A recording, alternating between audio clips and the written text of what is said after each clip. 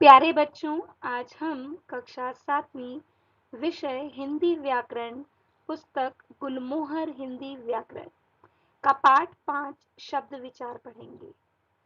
बेटा, यह पाठ 2 व्याख्यानों में बटा है। इसका पहला व्याख्यान हम आज करेंगे और फिर हम इसका दूसरा व्याख्यान करेंगे। आज इस पहले व्याख्यान में हम शब्द की परिभाषा, शब्दों का वर्गीकरण, वर्गीकरण के जो आधार हैं उसके, और उन आधारों पर शब्दों के भेदों की जानकारी प्राप्त करेंगे। और व्याख्यान 2 में हम इस पाठ का अभ्यास कार्य करेंगे और साथ ही साथ जो इस व्याख्यान 1 का आपको गृह कार्य मिलेगा उसकी भी चर्चा करेंगे। तो चलिए हम आज का व्याख्यान 1 शुरू करते हैं। सबसे पहले बेटा, शब्द किसे कहते हैं? शब्द की परिभाषा।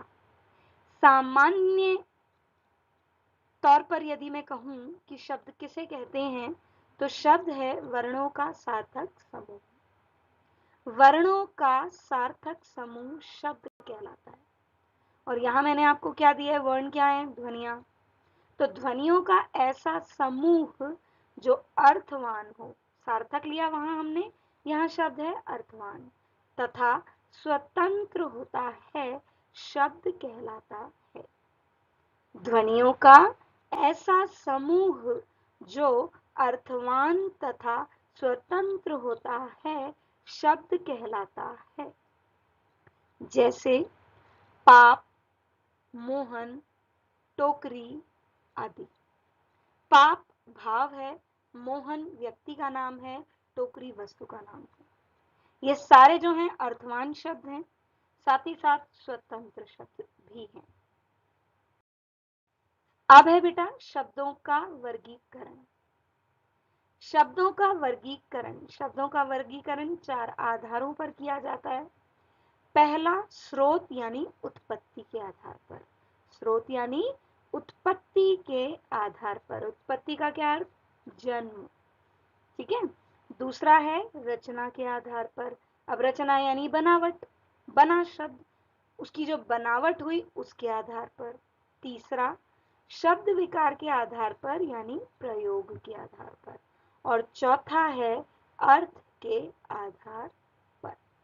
तो 4 वर्गीकरण है यहाँ पर। स्रोत के आधार पर, रचना के आधार पर, शब्द विकार के आधार पर यानी प्रयोग के आधार पर, और चौथा है अर्थ के आधार पर। तो पहला है बेटा स्रोत के आधार पर। स्रोत के आधार पर शब्द के कितने भेद हैं? 4। कौन कौन से? तत्सम, तद्भव, देशज या देशी, और चौथा है विदेशज या विदेशी। पहला तत्सम, दूसरा तद्भव, तीसरा देशज या देशी शब्द, और चौथा विदेशी या विदेशज शब्द। ठीक है। पहले तत्सम शब्द। तत्सम शब्द 2 शब्दों से मिलकर बना है, तत् व सम। तत्सम शब्द का अर्थ है उसके समान। जो शब्द संस्कृत भाषा से हिंदी भाषा में उसी रूप में, उसके समान का क्या अर्थ है? उसी रूप में प्रयोग किए जाते हैं, वे क्या कहलाते हैं? वे तत्सम शब्द कहलाते हैं। हमने पढ़ा तत्सम शब्द। पहले हमने क्या पढ़ा कि तत्सम शब्द 2 शब्दों से मिलकर बना है, तत् और सम। सम मायने समान, तत् मायने उसके। तो तत्सम शब्द का अर्थ है उसके समान। जो शब्द संस्कृत भाषा से हिंदी भाषा में उसी रूप में प्रयोग किए जाते हैं, वे क्या कहलाते हैं बेटा? वे कहलाते हैं तत्सम शब्द। जैसे हमने यहां कुछ उदाहरण लिए हैं। दंत, सूर्य, सर्प, मित्र, मस्तक, रात्रि। ये सारे शब्द संस्कृत भाषा के हैं और ज्यों के त्यों हिंदी भाषा में प्रयोग में लाए जाते हैं। इसलिए ऐसे शब्द क्या कहलाते हैं? तत्सम शब्द कहलाते हैं। क्या कहलाते हैं बेटा? तत्सम शब्द कहलाते हैं। दूसरा भेद, तद्भव शब्द। अब इन्हीं शब्दों का यदि मैं हिंदी रूप कर दूं, यानी कि अर्थ जो इन शब्द का हो जाए, तो वो क्या हो जाएगा? तद्भव। कैसे? दंत का दांत, सूर्य का सूरज, सर्प का सांप, मित्र का दोस्त, मस्तक का माथा, रात्रि का रात। तो ये जो सारे दांत, सूरज, सांप, दोस्त, मस्तक मायने माथा, रात्रि, रात, ये जो शब्द हैं जिनके अर्थ हमने किए, ये सारे किसमें आ जाएंगे? तद्भव शब्दों में। तद्भव का क्या अर्थ है? तद्भव शब्द का अर्थ है उससे विकसित हुए। किससे? संस्कृत भाषा से। किससे विकसित हुए बेटा? संस्कृत भाषा से। तो अब कुछ और तद्भव शब्द लेते हैं।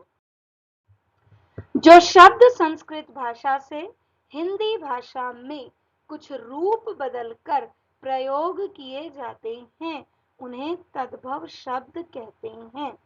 जैसे सांप, गाय, आग, काम, माथा, दूध आदि। और यदि मैं इसके तत्सम करूं तो सांप का सर्प, गाय का गौ, गाय का गौ, आग का अग्नि, काम का कार्य, माथा मस्तक, दूध दुग्ध आदि। तो सांप, गाय, आग, काम, माथा, दूध आदि, ये कैसे सब शब्द हैं? तद्भव शब्द हैं। कैसे शब्द हैं बेटा? तद्भव शब्द हैं। अब है देशज शब्द। देशज शब्द का अर्थ है देश में जन्मा हुआ, मतलब जिसका जन्म कहाँ हुआ है? देश में ही हुआ है। तो देशज शब्द वे शब्द होते हैं जो हिंदी की बोलियों व ग्रामीण शब्दों से हिंदी भाषा में आए हैं।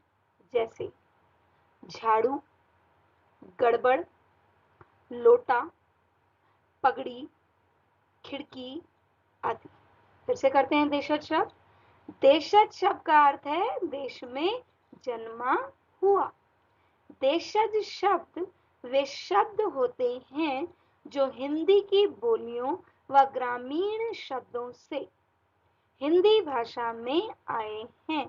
जैसे झाड़ू, गड़बड़, लोटा, पगड़ी, खिड़की आदि। अब है बेटा विदेशी शब्द। विदेशी शब्द वे शब्द होते हैं जो अरबी, तुर्की, अंग्रेजी व पुर्तगाली भाषाओं से हिंदी भाषा में प्रयोग किए जाते हैं। कहाँ से? अरबी, तुर्की, अंग्रेजी व पुर्तगाली भाषाओं से। पुर्तगाली भाषा, अंग्रेजी भाषा, तुर्की भाषा, अरबी भाषा से कहाँ आए हैं? हिंदी भाषा में। और यहाँ पर इनका प्रयोग किया जा रहा है। जैसे कागज, दफ्तर, चाकू, कैंची, डॉक्टर, बैंक, कैमरा आदि। कौन कौन से हैं बेटा? कागज, दफ्तर, चाकू, कैंची, डॉक्टर, बैंक, कैमरा आदि। अब है बेटा रचना के आधार पर शब्द भेद। अभी हमने पढ़ा उत्पत्ति के आधार पर तत्सम, तद्भव, देशज, देशी शब्द, विदेशज, विदेशी शब्द। अब हम पढ़ रहे हैं दूसरा आधार, रचना के आधार पर। अब रचना के आधार पर शब्द के कितने भेद हैं बेटा? 3। मूल शब्द यानी रूढ़ शब्द। कौन कौन से?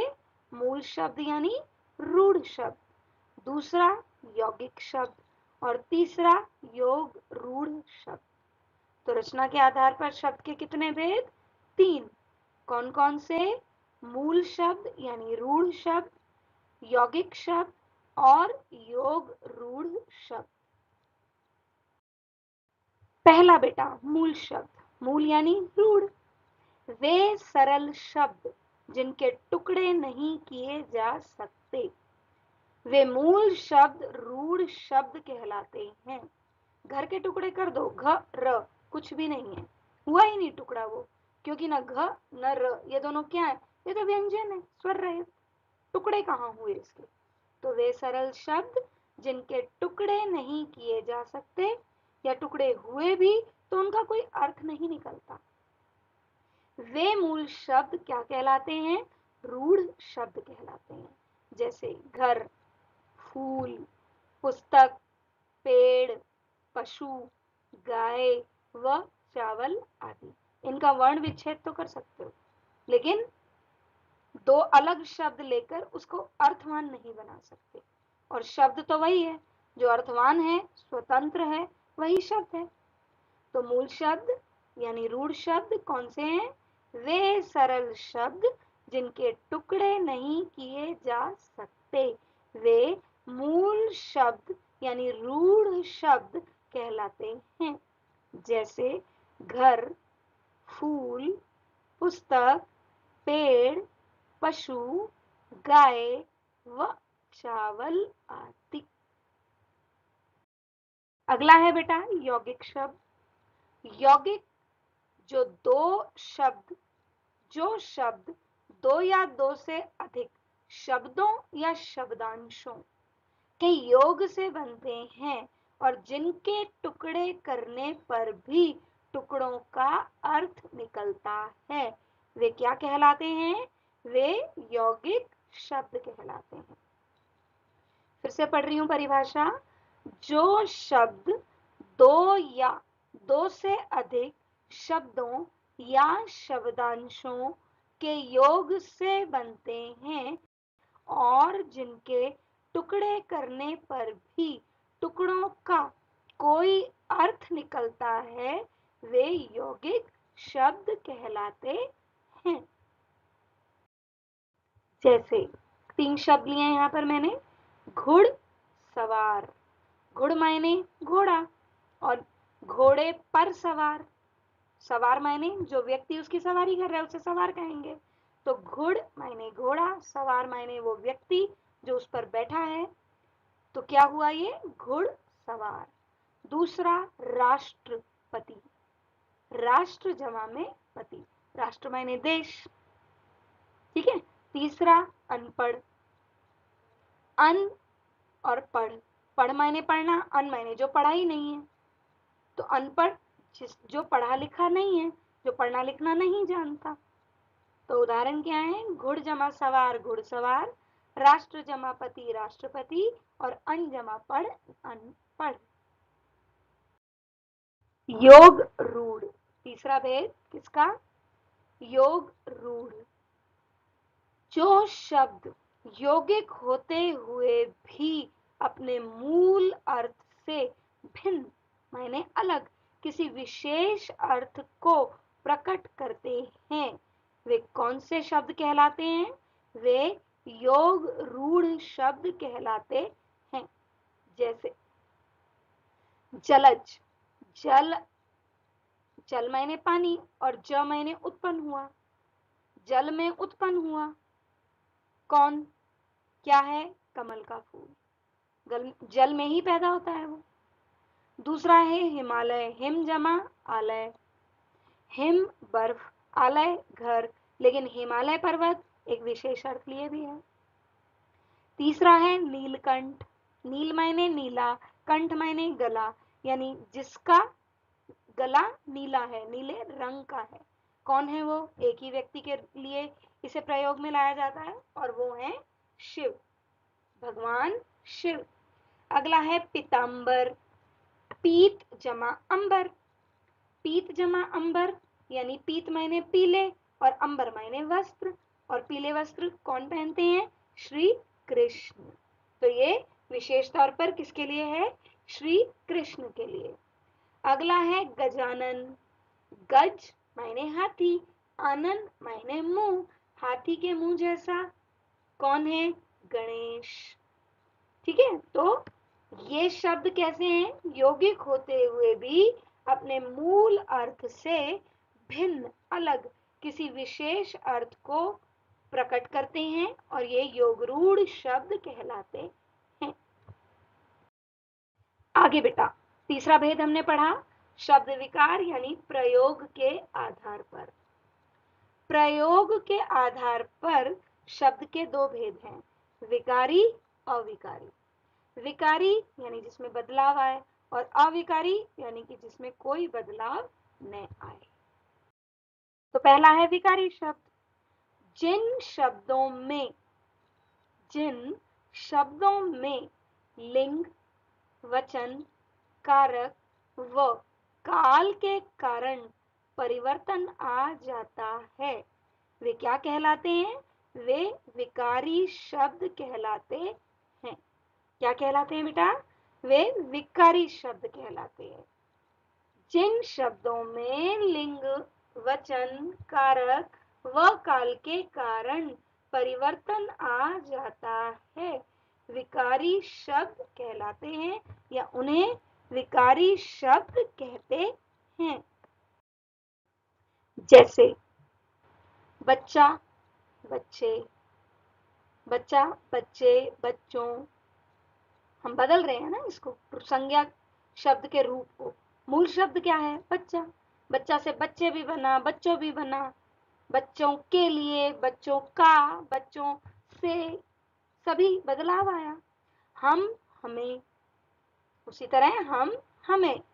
काला, काले, काली, विशेषण शब्द हैं ये, इनके भी रूप बदल जाते हैं। और चौथा है लिख, लिखूं, लिखो, वह, तुम लिखो, मैं लिखूं, वह लिखे। रूप परिवर्तित हो रहे हैं ना। मूल क्या है? लिख। अविकारी शब्द। जिन शब्दों में लिंग, वचन, कारक और काल, इनमें कोई परिवर्तन नहीं आता, उन्हें क्या कहते हैं? अविकारी शब्द कहते हैं। जिन शब्दों में लिंग, वचन, कारक व काल के कारण कोई परिवर्तन नहीं आता है, उन्हें अविकारी शब्द कहते हैं। जैसे विकारी चार हैं, हमने अभी पढ़े, संज्ञा, सर्वनाम, क्रिया और विशेषण। अविकारी भी चार है बेटा। कौन कौन से? क्रिया विशेषण, संबंध बोधक, समुच्चय बोधक और विस्मयादि बोधक। यहाँ पर मैंने कुछ उदाहरण लिए इन चारों के। यहाँ, वहां, कल, आज, ये सारे क्या हैं? क्रिया विशेषण शब्द। से पहले, के साथ, से दूर, के पास।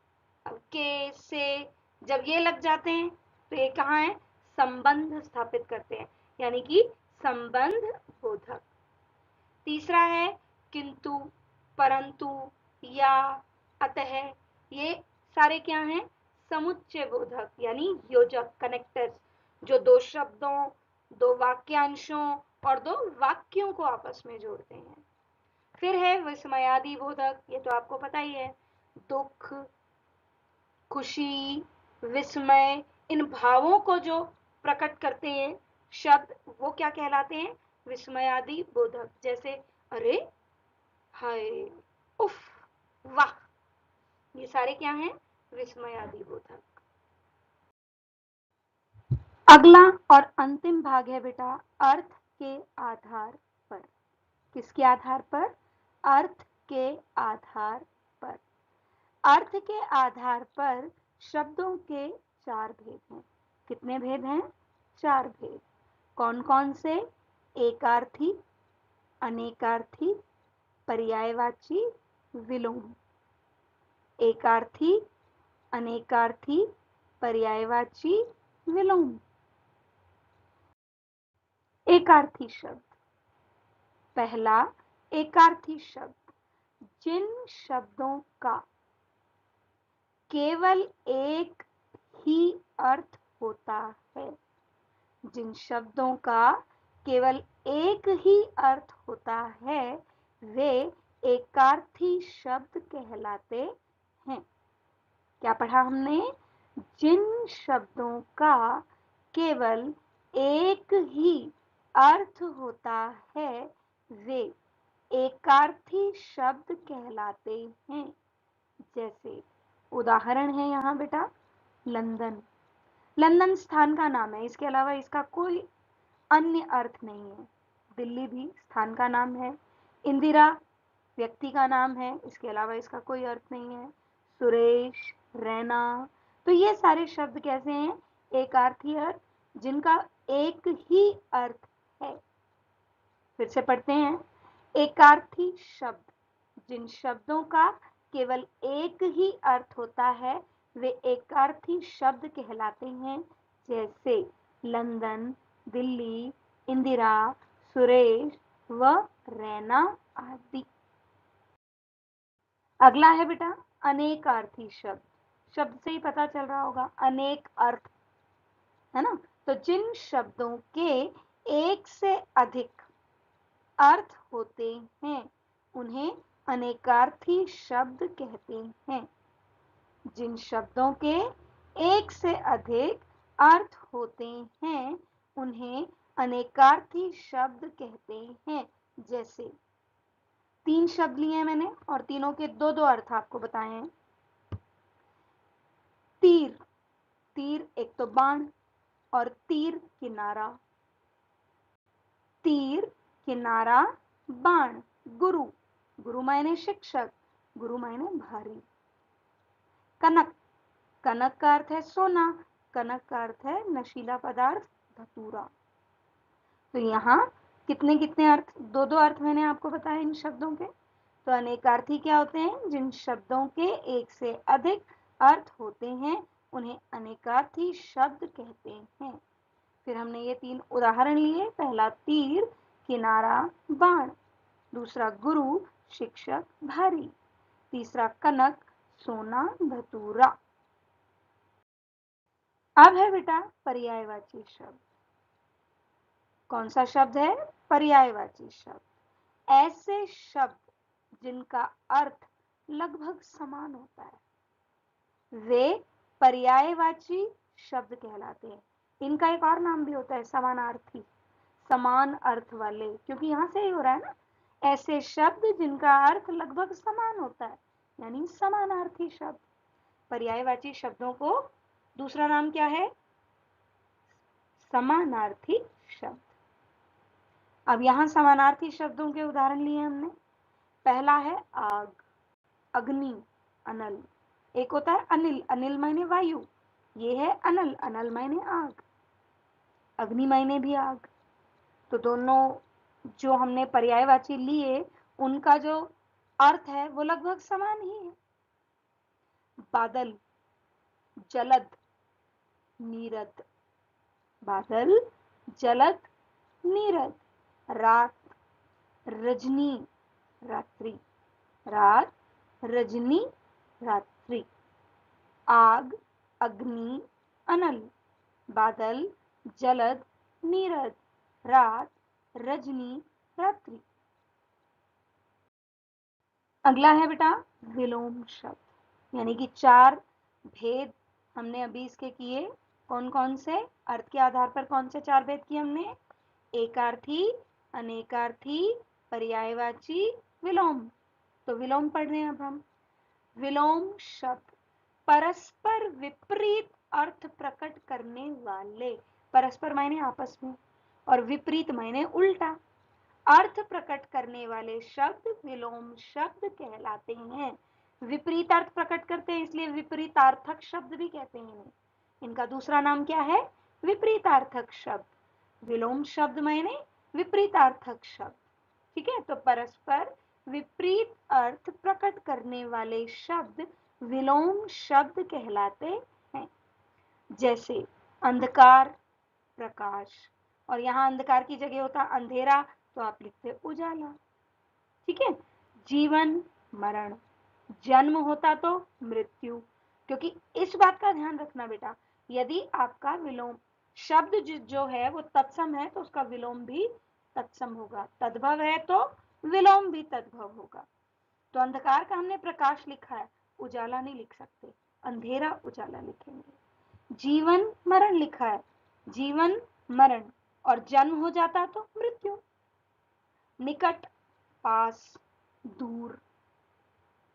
बुराई, भलाई, बुराई, भलाई। तो क्या उदाहरण लिए हमने? अंधकार, प्रकाश, जीवन, मरण, निकट, दूर, बुराई, भलाई। तो अब है बेटा आपका गृह कार्य। गृह कार्य में आपके पास ये 5 प्रश्न हैं। पहला प्रश्न है शब्द किसे कहते हैं? शब्द की परिभाषा लिखनी है आपको इसमें। दूसरा प्रश्न स्रोत के आधार पर शब्द के कितने भेद हैं? तीसरा प्रश्न निम्नलिखित शब्दों के तद्भव रूप लिखो।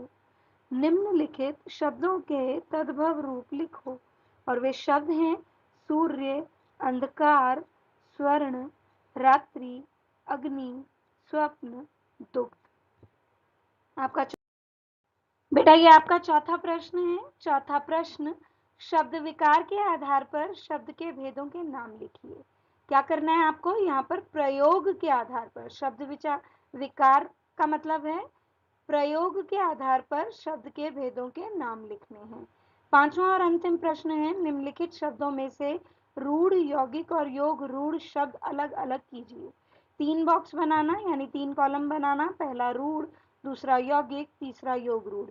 इन शब्दों को पढ़ना, जो आपको रूढ़ लगे वो रूढ़ वाले बॉक्स में, जो यौगिक लगे वो यौगिक वाले बॉक्स में, और जो योग रूढ़ लगे वो योग रूढ़ वाले बॉक्स में लिखते जाना। तो आपके शब्द हैं बेटा घर, पत्रवाहक, जन्मदाता, पीताम्बर, चावल, आटा, रोटी, दशानन, लंबोदर, काली मिर्च, देशवासी, नीलकंठ आदि। तो बेटा ये आपका गृह कार्य है। इस गृह कार्य को आप अपनी रफ नोटबुक यानी कच्ची कॉपी में लिखिए। धन्यवाद। मिलते हैं अपने अगले व्याख्यान में।